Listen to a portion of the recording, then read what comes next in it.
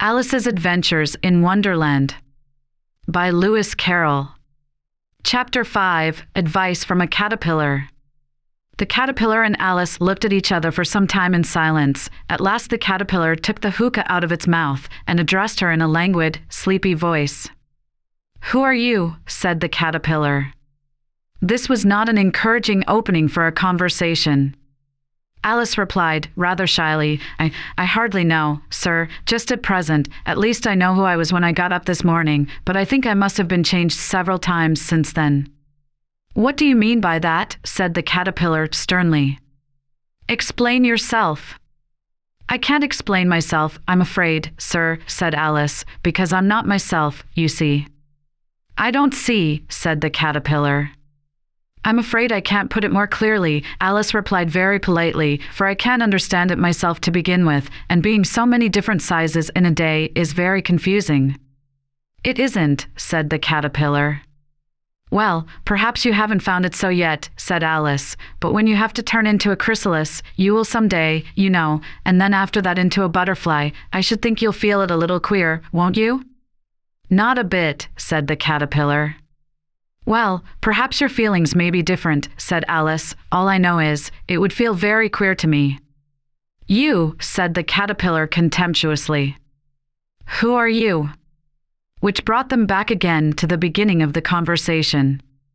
Alice felt a little irritated at the caterpillar's making such very short remarks, and she drew herself up and said, very gravely, "I think you ought to tell me who you are first." "Why?" said the caterpillar. Here was another puzzling question, and as Alice could not think of any good reason, and as the caterpillar seemed to be in a very unpleasant state of mind, she turned away. "Come back," the caterpillar called after her. "I've something important to say." This sounded promising. Certainly, Alice turned and came back again. "Keep your temper," said the caterpillar. "Is that all?" said Alice, swallowing down her anger as well as she could. "No," said the caterpillar. Alice thought she might as well wait, as she had nothing else to do, and perhaps after all it might tell her something worth hearing. For some minutes it puffed away without speaking, but at last it unfolded its arms, took the hookah out of its mouth again, and said, "So you think you're changed, do you?" "I'm afraid I am, sir," said Alice. "I can't remember things as I used, and I don't keep the same size for 10 minutes together." "Can't remember what things?" said the caterpillar. "Well, I've tried to say how doth the little busy bee, but it all came different." Alice replied in a very melancholy voice. "Repeat, you are old, Father William," said the caterpillar.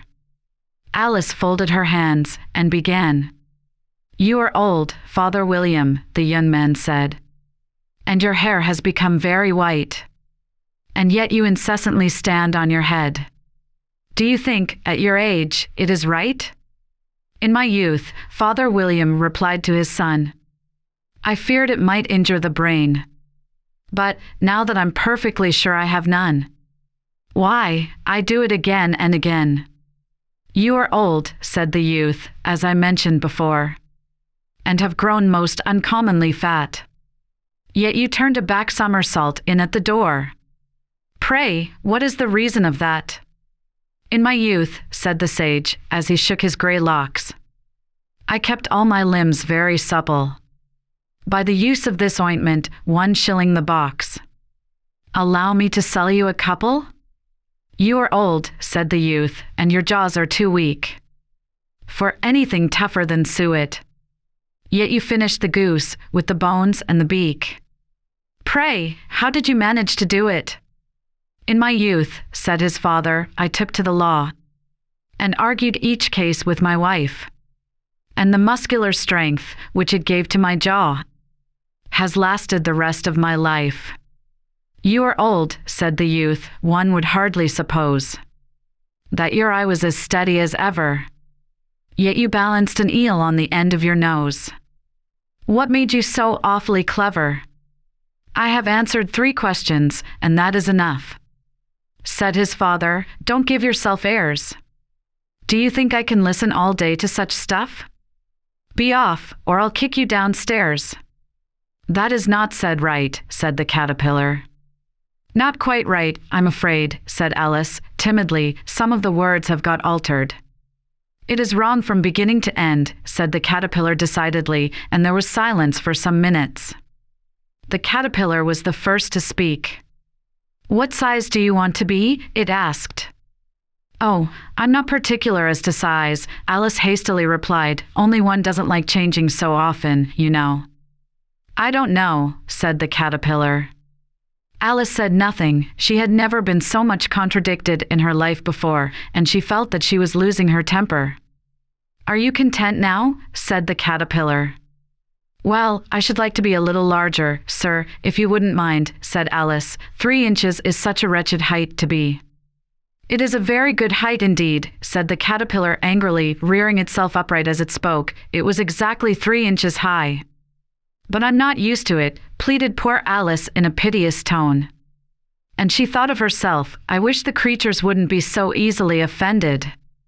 You'll get used to it in time, said the caterpillar, and it put the hookah into its mouth and began smoking again.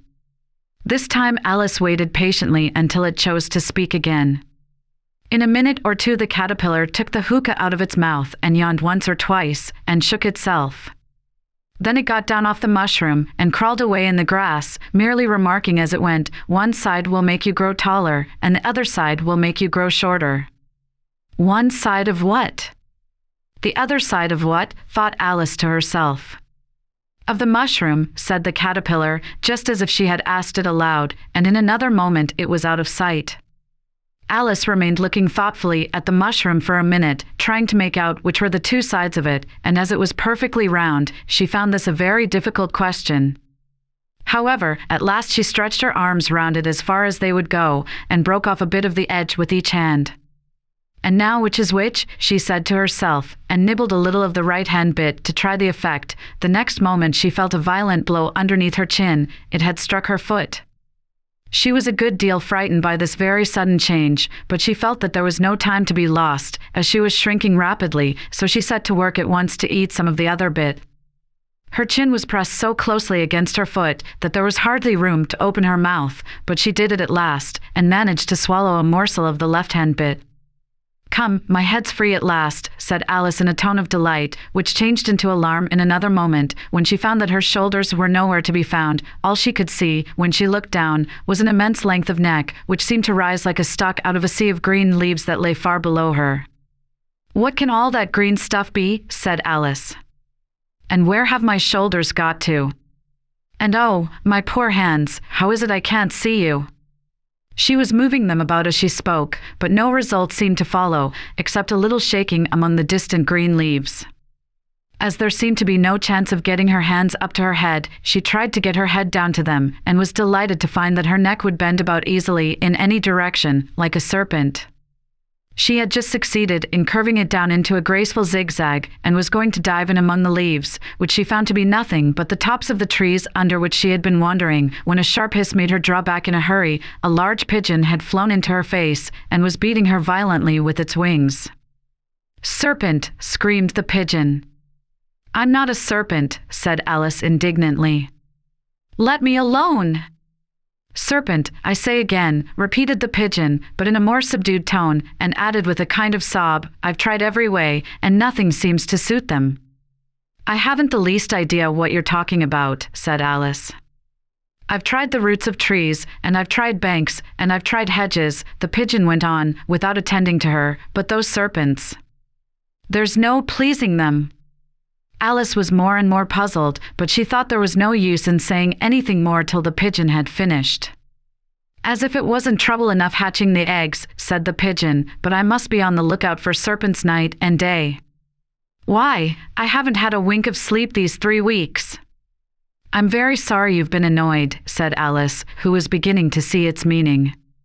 And just as I'd taken the highest tree in the wood, continued the pigeon, raising its voice to a shriek, and just as I was thinking I should be free of them at last, they must needs come wriggling down from the sky.